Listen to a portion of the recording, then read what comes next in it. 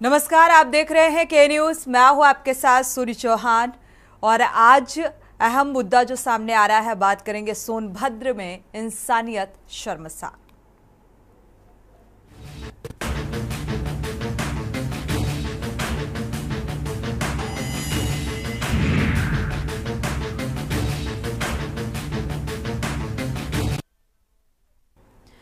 उत्तर प्रदेश का ये घटनाक्रम सोनभद्र जिले से सामने आ रहा है। शर्मनाक घटना सामने आई है और यहां दबंगों ने मामूली विवाद को लेकर एक युवक को बेरहमी से पीटा और फिर उसके ऊपर पेशाब करते हुए वीडियो भी बनाया और 5 दिन बाद वीडियो वायरल हुआ तो पुलिस सक्रिय हुई और केस दर्ज कर आरोपियों की तलाश में जुट गई है। इसके बाद एक आरोपी को गिरफ्तार भी कर लिया गया।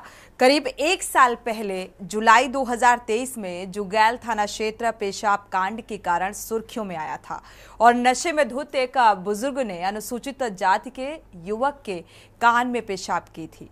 विपक्ष ने इसे मुद्दा बनाया तो पुलिस ने तत्काल आरोपी को गिरफ्तार करते हुए किसी तरह स्थिति संभाल ली थी और अब एक नई घटना ने अफसरों के होश उड़ा दिए हैं। तो वही घटना इंसानियत को शर्मसार कर रही है। सवाल यही है कि आखिर बार बार पेशाब कांड जैसी घटनाएं क्यों सामने आ रही हैं? आखिर समाज और सिस्टम इतना कमजोर क्यों हो रहा है जिससे ऐसी घटनाएं देखने को मिल रही हैं? आखिर अपराधियों और शातिरों पर सख्त नकेल कब पड़ेगी?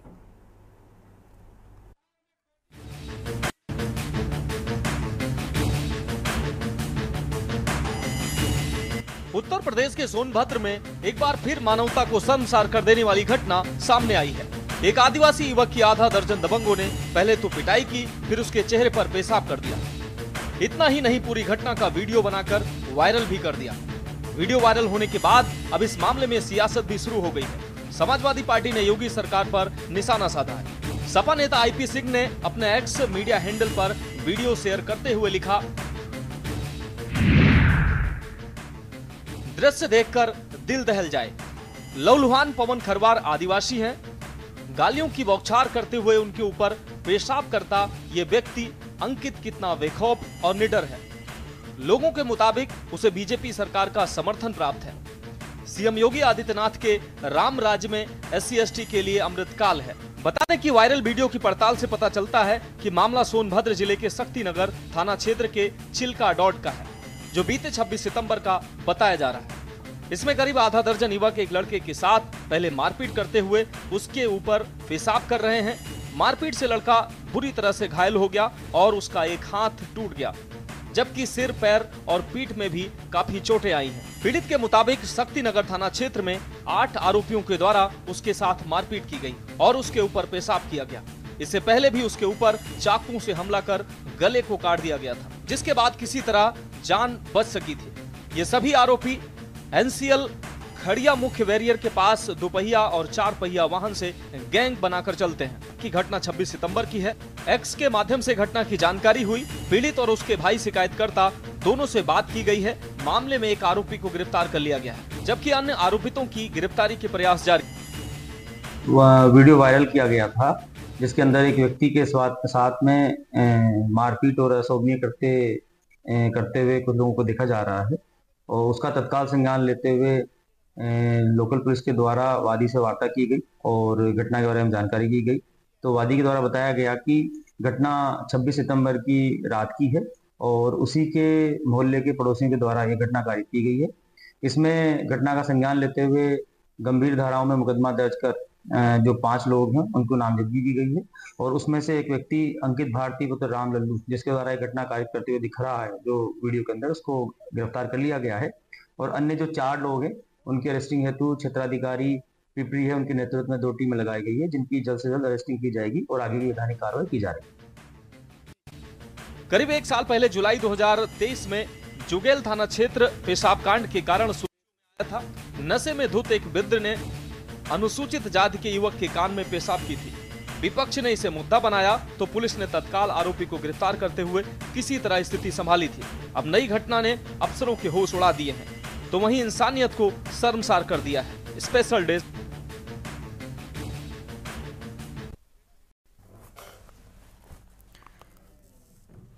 तो सोनभद्र का ये घटनाक्रम जो सामने आ रहा है, ये सवाल उठा रहा है। इंसानियत को शर्मसार कर देने वाली तस्वीर सामने आई है। दरअसल आपको बता दें कि जिस तरीके से कानूनी कार्रवाई को लेकर सवाल उठ रहे हैं, हालांकि इस घटना में 4 लोगों की गिरफ्तारी के लिए टीमों का गठन भी कर दिया गया है, एक अपराधी की गिरफ्तारी कर ली गई है। लेकिन ये घटना, क्योंकि दूसरी बार ऐसी घटना सामने आ रही है और ये सवाल उठा रही है कि आखिर हम किस समाज में जी रहे हैं। और आदिवासी नेता जो समाजवादी पार्टी के हैं, आईपी सिंह जी, उन्होंने एक्स पर पोस्ट कर भी इस घटना का जिक्र किया है और इस घटना को शर्मनाक बताया है, जो कि है भी। इस तरीके का घटनाक्रम, एक आदिवासी युवा के ऊपर पेशाब करना जैसी घटना, इंसानियत को शर्मसार कर देने वाली ये घटना सामने आ रही है। इसमें एक बार फिर से प्रशासनिक कार्यशैली और समाज में किस तरीके के ये वाकये और ऐसी सोच को इजाद करने वाली मानसिकता आखिर आती कैसे है जहन में, ये भी एक सवाल उठ रहा है।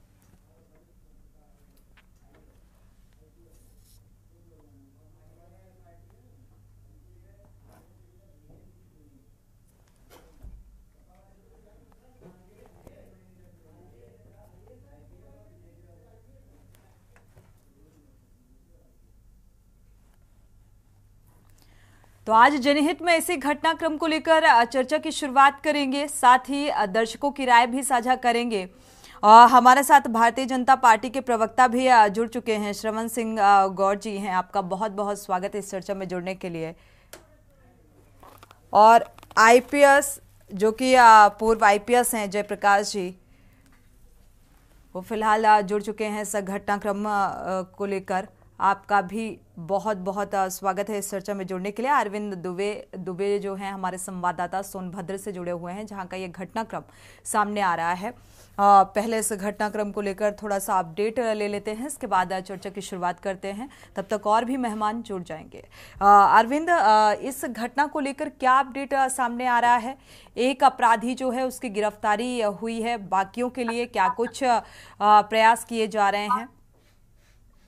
जी, आपको बता दें कि इस मामले में हमने पुलिस अधीक्षक से भी बात करी, तो उनके द्वारा बताया गया कि यह मामला बेहद संवेदनशील है। सोनभद्र जनपद में बात करें तो बीते इस वर्ष में ही दूसरी यह घटना है इस प्रकार की। और बता दें कि यह अमानवीय घटना को लेकर हर कोई निंदा जहां एक और कर रहा है, तो पुलिस भी लगातार इस पर पैरी नजर बनाई हुई है और मामले में 5 आरोपियों पर नामजद मुकदमा दर्ज किया गया है। वहीं एक मुख्य आरोपी को गिरफ्तार कर लिया गया है। अगर बात करें इन आरोपियों के इतिहास की, तो अभी तक जो पता चल पाया है सूत्रों से कि यह पेशेवर तरीके की इस तरह के अपराध कृत्य करते हैं। अभी इससे पहले भी वह व्यक्ति जो इसमें मुख्य आरोपी है, कई बार मारपीट और बड़े मामलों में आ चुका है।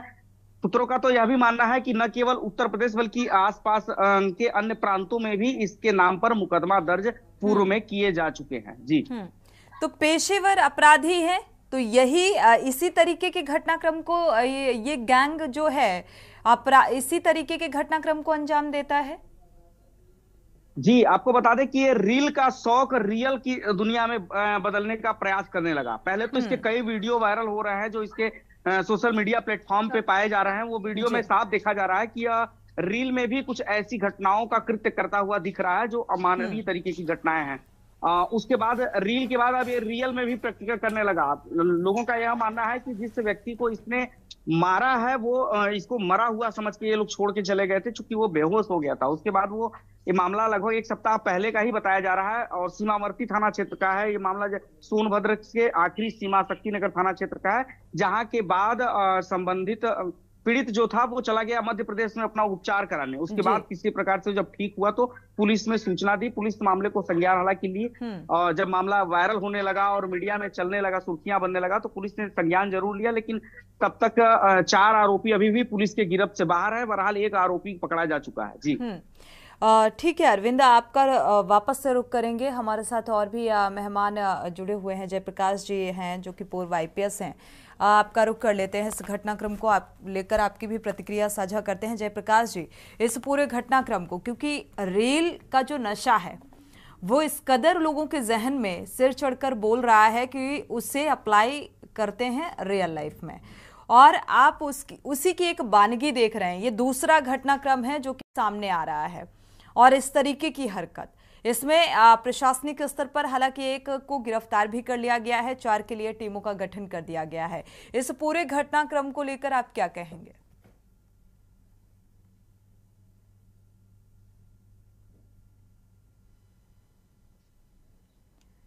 जी प्रकाश जी, आपको आवाज मिल पा रही है क्या?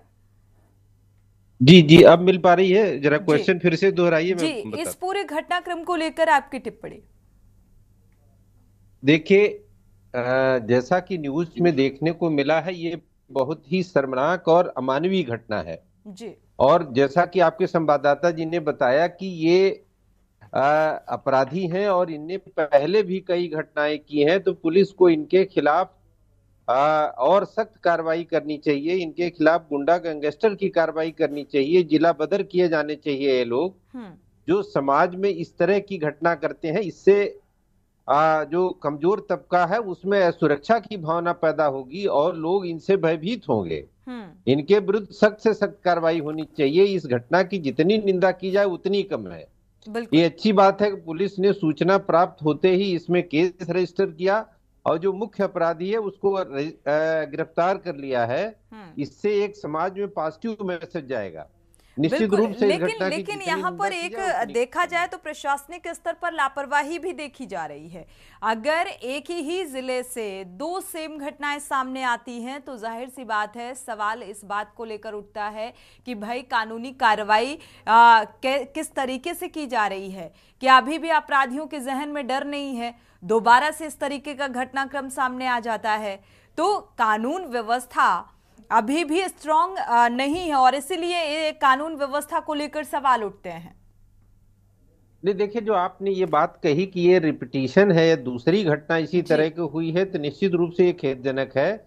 और पुलिस को जो इससे पहले घटना हुई थी उसमें एग्जाम्पलरी एक्शन यदि हुआ होता और ऐसा एक्शन हुआ होता, उसका प्रचार प्रसार किया गया होता कि जब इस तरह की कोई घटना करेगा तो उसके खिलाफ सख्त कार्रवाई होगी और वो जमानत पर नहीं छूटते, जल्दी से उसका ट्रायल करा के उन्हें सजा दिलाया गया होता, तो निश्चित रूप से उस पर इन पर असर पड़ता। लेकिन फिर भी ये जो घटना हुई है इसमें पुलिस को सख्त कार्रवाई करना चाहिए।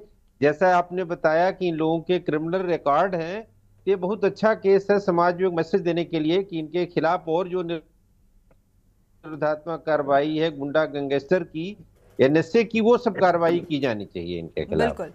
अरविंद दुबे का रुख कर लेते हैं। सोनभद्र से इस घटनाक्रम को लेकर अपडेट साझा कर रहे हैं हमारे संवाददाता। अरविंद, इस मामले में हालांकि पेशेवर अपराधी आपने बताया, जब पेशेवर अपराधी है तो जाहिर सी बात है ये पहले से रिकॉर्ड में दर्ज है ये नाम कि ये अपराधी हैं और इस तरीके की घटनाओं को अंजाम देते हैं। पहले भी ऐसा घटनाक्रम सामने आ चुका है, तो आखिर दोबारा से ऐसी घटना क्यों दोहराई?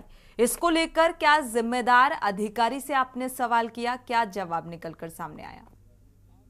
जी सोनी, आपको बता दें कि इस मामले में हमने जो जानकारी जुटाने का प्रयास किया तो ये पता चला कि कई बार तो ये आपराधिक धौंस इनका इतना ज्यादा है कि कुछ लोगों पे अभी विश्वसनीय सूत्र से पता चला है कि एनटीपीसी या एनसीएल के किसी एम्प्लॉई के लड़के को इन लोगों ने इस प्रकार से पीटा कि उसकी आंख बाहर निकल आई। हालांकि अभी इस बात की पुष्टि कहीं आधिकारिक नहीं हुई है, लेकिन हमें विश्वसनीय सूत्र से जानकारी हुई है कि उसका उपचार चेन्नई या कहीं और जगह पे चल रहा है और ये कई बार कृत्य करते थे। लेकिन अपराधी जो पीड़ित होता था वो थाने जाने से इसलिए भी डरता था कि उसके बाद ये लोग फिर प्रताड़ित करते थे और धमकी भी देते थे बकायदा।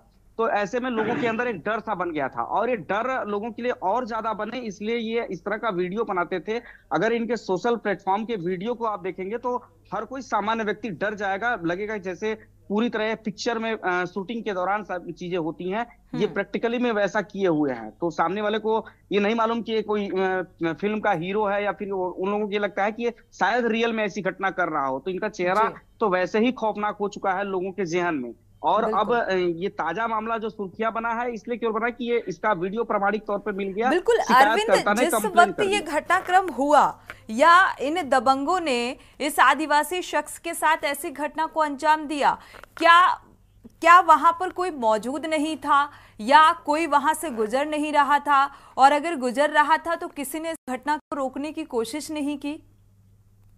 जी, ये मामला जब ये लोग घटना को जहां अंजाम दिए हैं वो बिल्कुल एकांत जगह था। ये लोग सिलेक्टिव जगह पे ले जाते हैं उसको और वहां पिटाई करते हैं बकायदा उसकी, और पिटाई के बाद ये घिनौनी कृत्य करते हैं, जिसके बाद ये वीडियो कुछ दिन बाद ये लोग खुद बनाए थे वीडियो। ऐसा भी नहीं था कि किसी बाहरी व्यक्ति द्वारा ये वीडियो वायरल किया गया, ऐसा भी नहीं, इन लोगों के द्वारा ही ये वीडियो बनाया गया था, अपना ध्वंस फैलाने के लिए, लोगों में अपना डर दिखाने के लिए, ये लोग के द्वारा ही ये वीडियो बनाया गया है। तो यानी कि पहले से अगर इस होना... तरीके के घटनाक्रम को अंजाम देना है तो पहले से चिन्हित भी करते होंगे कि ये शख्स जो है कमजोर है, आदिवासी वर्ग का है, तो इस शख्स के साथ ऐसा घटनाक्रम आसानी से कर सकते हैं।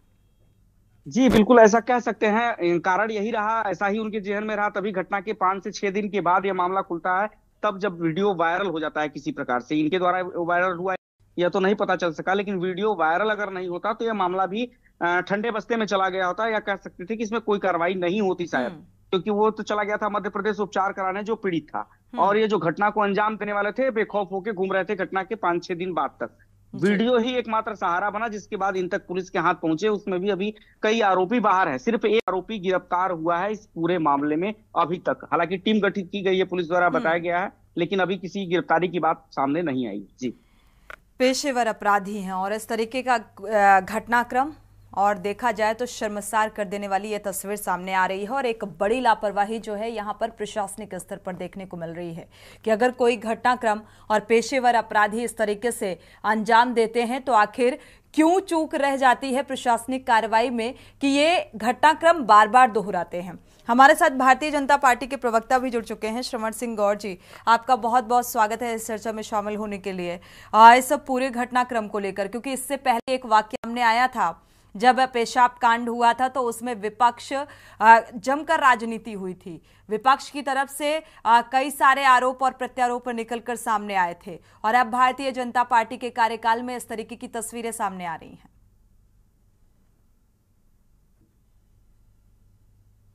क्या कहेंगे?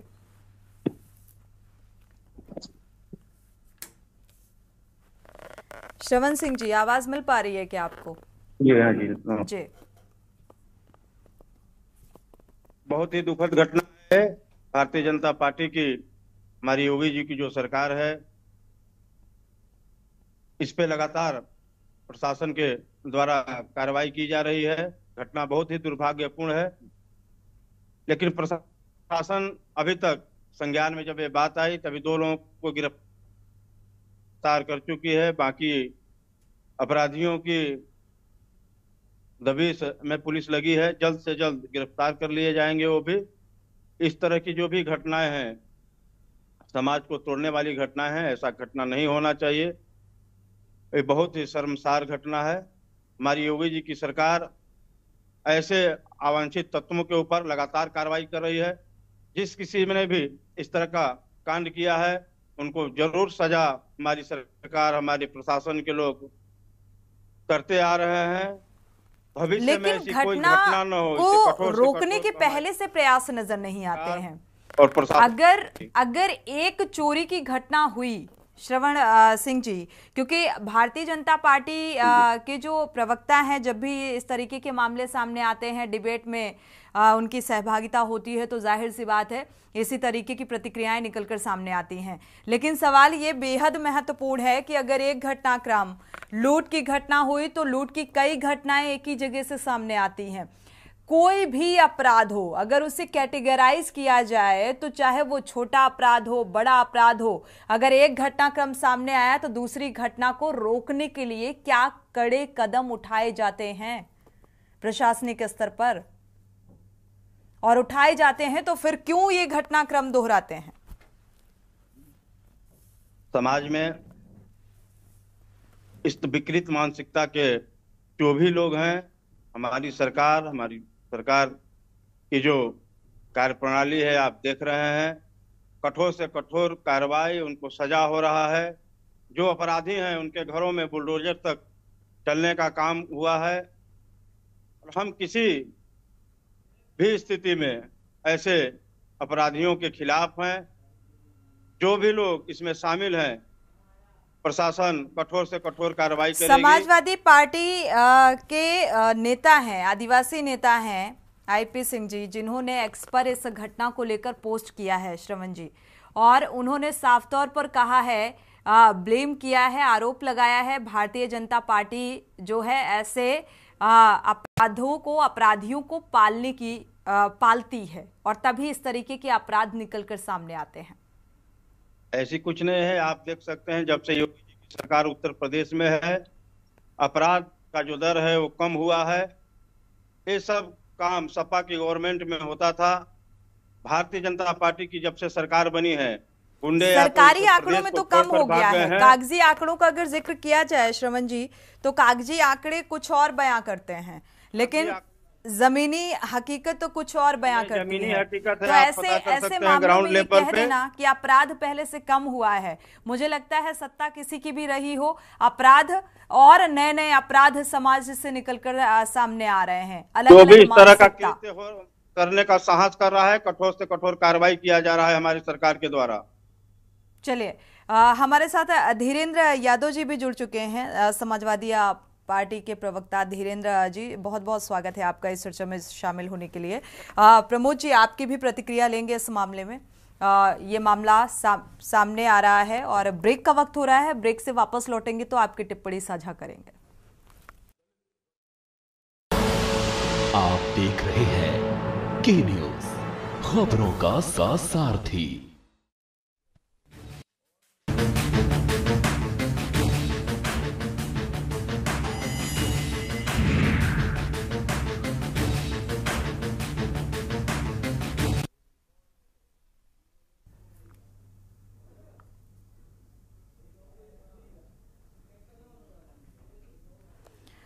तो ब्रेक से वापस आ रहे हैं और बात कर रहे हैं ये सोनभद्र का जो घटनाक्रम सामने आ रहा है। दरअसल सोनभद्र से जो घटनाक्रम सामने आया और इंसानियत को शर्मसार कर देने वाली ये घटना, हालांकि 4 आरोपियों की गिरफ्तारी के प्रयास प्रशासनिक स्तर पर अभी भी जारी हैं।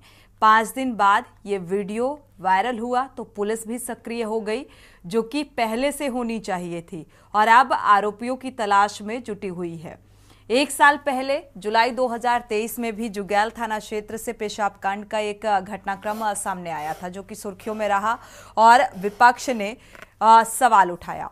और एक बार फिर से सोनभद्र से यह घटनाक्रम सामने आ रहा है, जिसको लेकर सवाल उठ रहे हैं कि आखिर प्रशासनिक स्तर पर क्या ठोस कदम उठाए गए ऐसे घटनाक्रम को लेकर, और अगर उठाए गए तो ये दोबारा से घटनाक्रम क्यों सामने आ रहा है। हमारे साथ समाजवादी पार्टी के नेता भी जुड़ चुके हैं, धीरेन्द्र जी।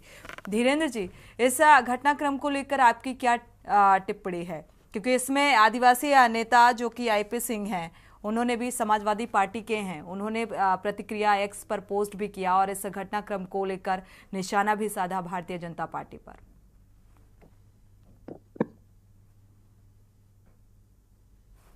धीरेन्द्र जी, अनम्यूट कर लीजिए।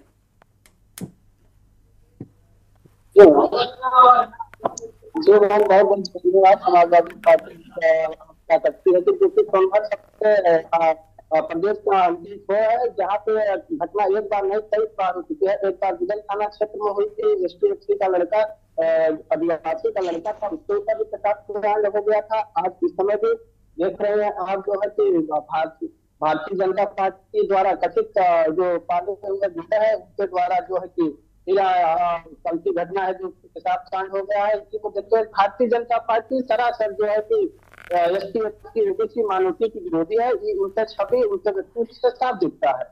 कोई नई घटना नहीं, आदिवासी महिला को कुछ महीने पहले पटवा जो चौपान है, चौपान के पास उसको पीट दिया गया था। भारतीय जनता पार्टी ने लगातार जो है कि ग्राफ बढ़ता जा रहा है, अपराध का, आदिवासियों का शोषण होता जा रहा है। आजकल कोई भी अपराध निकलकर सामने आता है तो सबसे पहले जो जांच पड़ताल होती है तो ये भी देखा जाता है कि कहीं ये समाजवादी या पार्टी का अपराध ही तो नहीं है। हालांकि इस पर चर्चा करेंगे आगे। हमारे साथ तो पूर्व IPS भी जुड़े हुए हैं, जयप्रकाश जी। जयप्रकाश जी, ये जो घटनाक्रम सामने आ रहा है, प्रशासनिक स्तर पर कौन सा वीक पॉइंट आप देख पा रहे हैं? देखिए, जैसा कि आपने बताया कि जैसे ही पुलिस को सूचना मिली, पुलिस ने केस रजिस्टर किया और अरेस्टिंग शुरू कर दी है।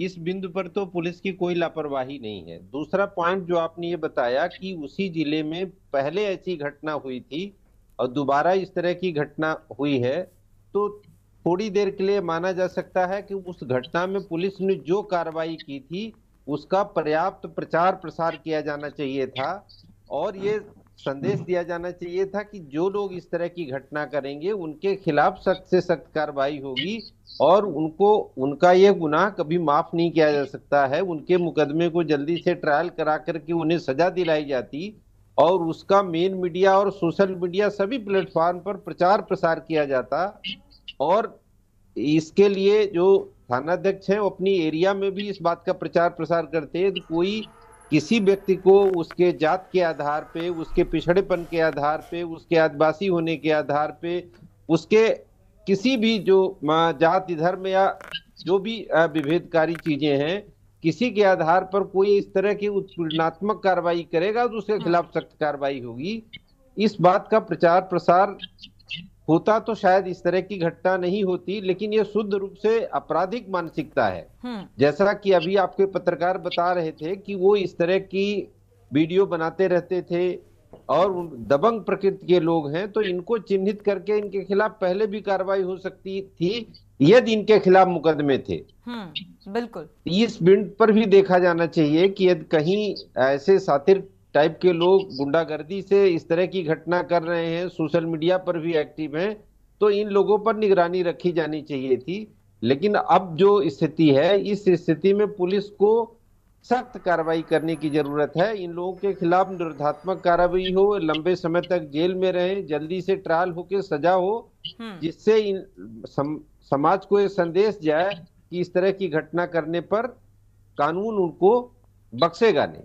बिल्कुल, ये डर होना चाहिए जो कि नहीं है अपराधियों के जहन में, और इसीलिए बार बार ये सवाल उठता है कि भाई कानून व्यवस्था जो है वो कब सख्त होगी, सख्ती से कार्रवाई करेगी। हमारे साथ संवाददाता भी हमारे जुड़े हुए हैं, अरविंद दुबे जी। अरविंद, अगर देखा जाए इस पूरे घटनाक्रम में जो आदिवासी शख्स है तो उसकी फिलहाल मानसिक स्थिति क्या है?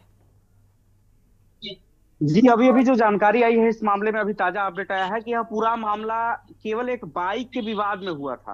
अभी हमारे पास एक मैसेज प्राप्त हुआ है, वहां पे पता चलता है कि यह पूरा मामला एक बाइक हटाने को लेकर विवाद था और उनकी मानसिकता का अंदाजा इस बात से लगाया जा सकता है कि केवल उनके अनुसार बाइक न हटाने पर उस व्यक्ति को इस प्रकार से पीटा गया है। रही बात उस व्यक्ति की जिसे जो पीड़ित है, तो वह मानसिक तौर पे बहुत खराब नहीं है, ठीक है कह सकते हैं आप, क्योंकि उसका उपचार के लिए परिजन वहां स्थिति जो थी उसके बाद बैठन चले गए मध्य प्रदेश, तो उसकी सूचना परिजनों द्वारा तत्काल पुलिस को दी भी नहीं गई थी। बहरहाल सूचना के केवल माध्यम वायरल वीडियो ही बना था।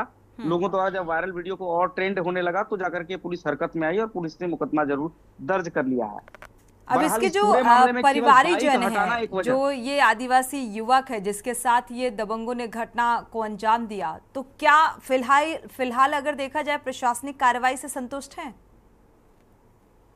अभी तक तो परिजनों की चूंकि संपर्क साधने की कोशिश किया गया, ये बिल्कुल आउटर क्षेत्र में उनका घर है, आवास है, जहां सोनभद्र समाप्त हो जाता है। अगर मुख्यालय से तकरीबन 150 किलोमीटर दूरी पे उनका आवास है, तो संपर्क साधने का प्रयास किया जा रहा है। पुलिस भी अभी उनसे संपर्क बहुत ठीक से साध नहीं पाई है और चूंकि हम लोग प्रयास कर रहे हैं तो अभी वो मीडिया से मुखातिब नहीं हुए हैं। लेकिन अभी तक जो जानकारी आई है कि पुलिस जो मुकदमा दर्ज की है, इस बात से अभी भी लोगों में संतुष्टि उस हद तक नहीं है, क्योंकि अभी भी आरोपी गिरफ्त से बाहर हैं। अभी भी पुलिस के आंकड़े में बात करें तो केवल एक आरोपी गिरफ्तार है, जबकि 5 आरोपियों पे नामजद मुकदमा दर्ज हुआ है। जी, भारतीय जनता पार्टी के प्रवक्ता का रुख कर लेते हैं श्रवण सिंह जी का। श्रवण सिंह जी, क्योंकि एक तो मानसिक स्थिति इस वक्त क्या होगी उस युवक की, ये समझ पाना बहुत मुझे लगता है कि पॉसिबल नहीं है। जिसके साथ ऐसा घटनाक्रम होता है और उसकी मानसिक स्थिति को समझना बहुत मुश्किल है हर एक शख्स के लिए, चाहे वो राजनीतिक दल का कोई भी नेता हो।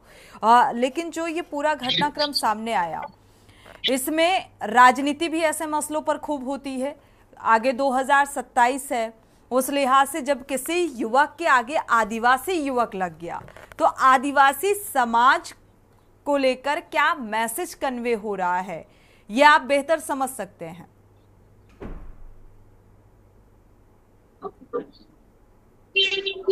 क्या दुष्परिणाम हो सकते हैं? भारतीय जनता पार्टी की जो सरकार है, चाहे केंद्र में चाहे प्रदेश में, आदिवासी हितों को लेकर सतत बहुत ही उनके उत्थान के बारे में सोचती है और उनके साथ अन्याय न हो इसके लिए सरकार सदैव खड़ी रहती है। भारतीय जनता पार्टी की जो सरकार है हर आदिवासी के साथ कंधे से कंधा मिलाकर चल रही है, क्योंकि घटना आदिवासी समाज के पर हुआ है बहुत ही दुर्भाग्यपूर्ण है। हम सभी भारतीय जनता पार्टी के कार्यकर्ता और हमारी सरकार उस पीड़ित परिवार के साथ है। और आपको जानकारी के लिए अभी भी आज भी हमारे बात हुए हैं, आज भी एक गिरफ्तारी हुई है वहां पे। पुलिस लगातार तफ्तीश दे रही है, अपना काम कर रही है, प्रशासन लगातार लोगों की गिरफ्तारियां हो रही हैं और आगे की और जो कानूनी कार्रवाई है हमारी सरकार, हमारी प्रशासन व्यवस्था जल्द से जल्द करेगी।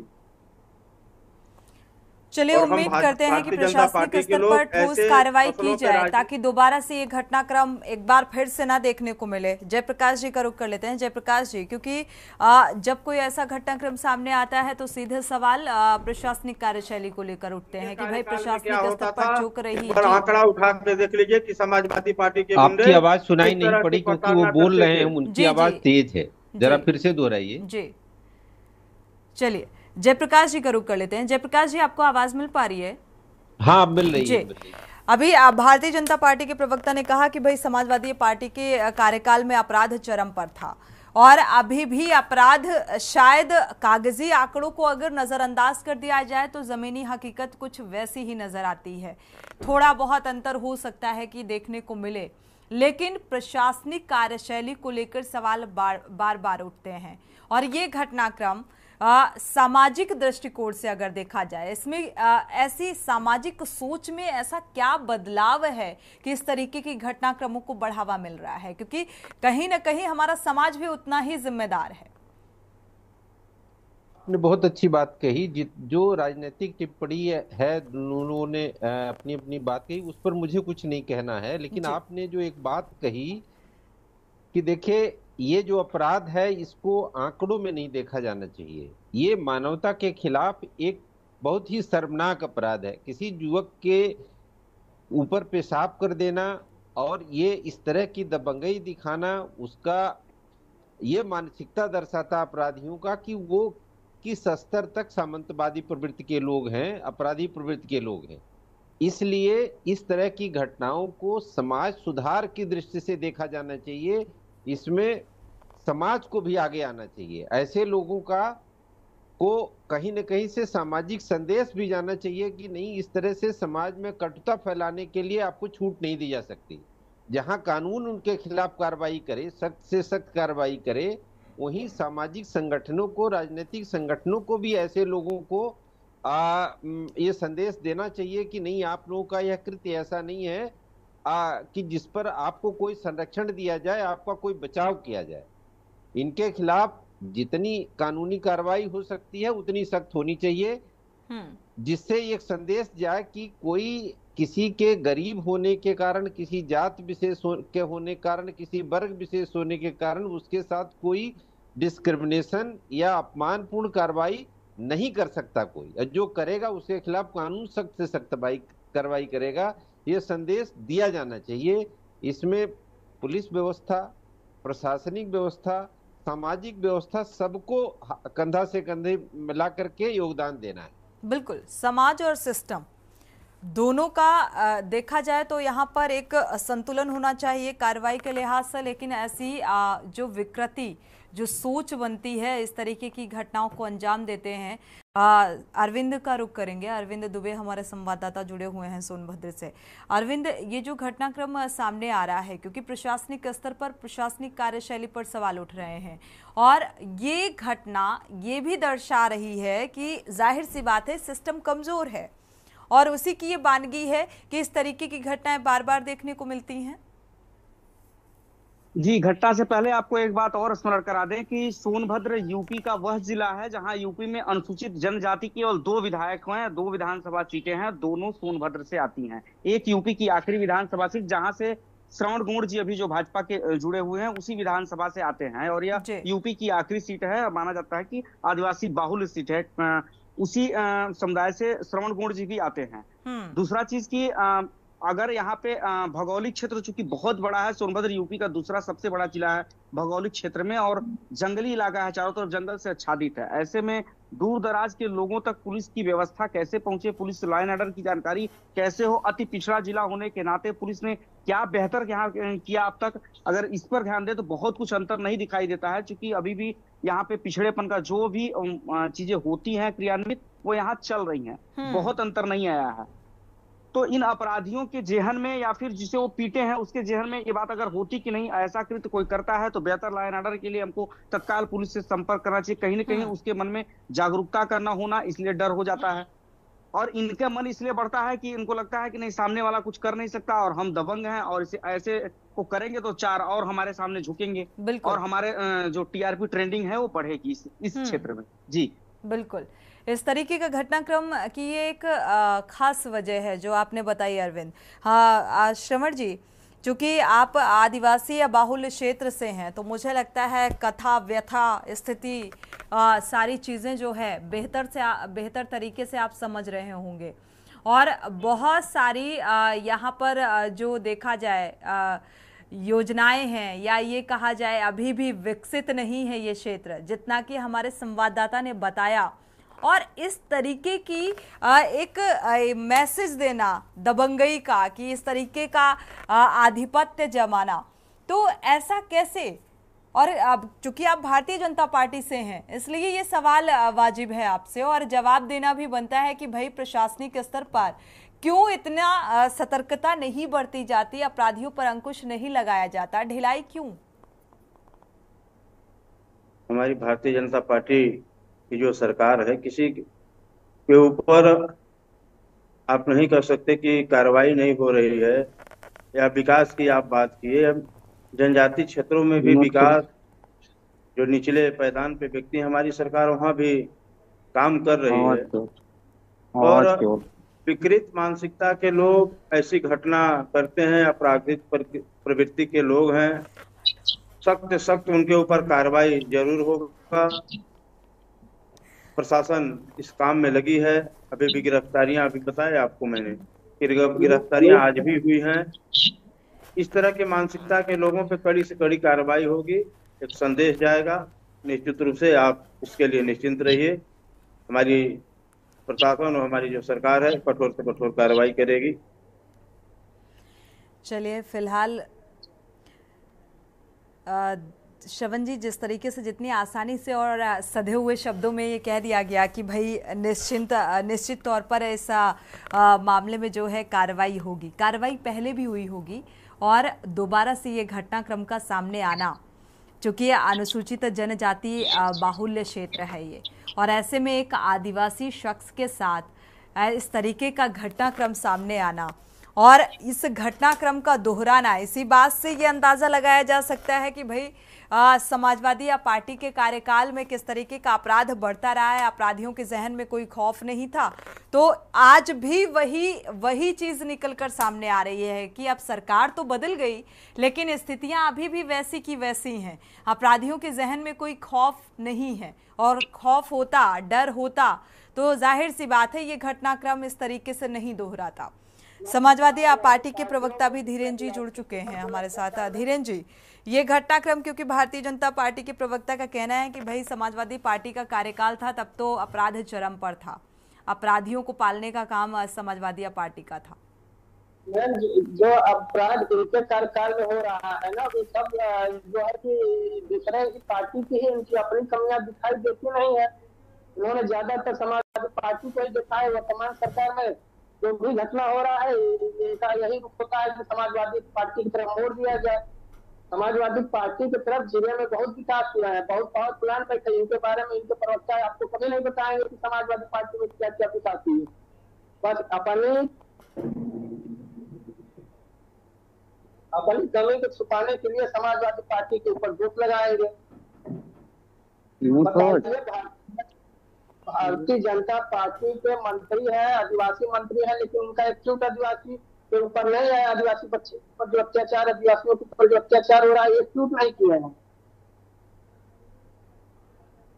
यही बगल में इनका ही शायद हमको लगता है उनका ही विधानसभा है, माननीय मंत्री जी का। इससे बताइए क्या एक्शन लिया गया है? आदिवासी बाहुल क्षेत्र है जनपद, आदिवासियों के ऊपर ऐसा अत्याचार हो रहा है और माननीय मंत्री जी का कोई ट्यूट नहीं आ रहा है। भारतीय जनता पार्टी के मंत्री जबकि है, उनका आवास है।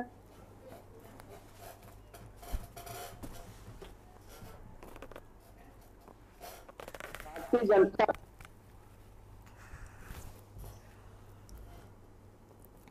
जयप्रकाश जी का रुख कर लेते हैं। जयप्रकाश जी, कैसे आएगा सुधार, कैसे संभव है? क्योंकि राजनीतिक दल जो हैं वो सिर्फ राजनीतिक रोटियां सेकने का काम करते हैं, आरोप और प्रत्यारोप का काम करते हैं। सुधार कैसे संभव है? देखिए, मैं इस पे कोई टिप्पणी राजनीतिक पार्टियों पर नहीं करूंगा, लेकिन हम सब की जिम्मेदारी है, तो चाहे इस देश की जनता हो, इस देश का सिस्टम हो, इस देश का मीडिया हो, या इस देश की जुडिशरी हो, जितने कंपोनेंट हैं इसमें, एक राज्य के कंपोनेंट होते हैं, उसमें जुडिशरी है, प्रशासनिक व्यवस्था है, मीडिया है और जनता है। सारे के सारे लोग मिल करके समाज को एक बेहतर समाज बनाने के दिशा में सबको प्रयास करना है। जिसकी जितनी जिम्मेदारी है उसको उतना निर्वहन करना है, और जो नहीं निर्वहन करेगा, जनता सबको देखती है, हमको भी देख रही है, आपको भी देख रही, पुलिस तंत्र को भी देख रही, प्रशासनिक व्यवस्था को देख रही है, राजनीतिक पार्टियों को भी देख रही है। हम आप बड़ी बड़ी बातें तो कर सकते हैं, लेकिन उसकी आंख से भी कुछ छिपा नहीं है। कई बार जनता बोलती नहीं है, लेकिन वो भी ऑब्जर्वर होती है और साइलेंट ऑब्जर्वर होती है, वो सबको नोट करती है। हम आप उससे भाग नहीं सकते। पुलिस की जितनी जिम्मेदारी उतनी पुलिस को भी करनी चाहिए। जहां तक इस शर्मनाक घटना की बात है, इस पर हम सबको शर्म आनी चाहिए और हम सब इसके लिए कहीं न कहीं से जिम्मेदार हैं। हो सकता है इन 70-75 वर्षों में हमने एक अच्छा प्लेटफॉर्म तैयार किया होता, एक अच्छा देश तैयार किया होता, तो हमारी ही जनरेशन के ऐसे लोग हमारे ही लोगों के ऊपर पेशाब करने जैसी घटना नहीं करते। ये हम सब के लिए शर्मनाक है। बिल्कुल, हम विकास यात्रा की गाथा गा सकते हैं, इस 70-75 साल में सबका कंट्रीब्यूशन हो सकता है, बहुत सारी पार्टियों का कंट्रीब्यूशन हो सकता है, लेकिन जो हकीकत है वो हमारे ही एक युवक पर वो हमारे ही लोग पेशाब करते हैं, ये हकीकत है। इस हकीकत को स्वीकार करके हमें बेहतरी की तरफ जाना है। तो बेहतरी यही है कि सबको समग्रता में प्रयास किया जाना है। जहां तक सिस्टम की जिम्मेदारी लिखत पढ़त में है, उसे तो हर हालत में बराबरी का दर्जा दिलाना ही दिलाना है सबको, सबके सम्मान की रक्षा करना, यही हमारे कॉन्स्टिट्यूशन की प्रस्तावना में है। व्यक्ति की गरिमा, आप ये बताइए, जिस युवक पे पेशाब किया जा रहा है उसकी गरिमा कहाँ है?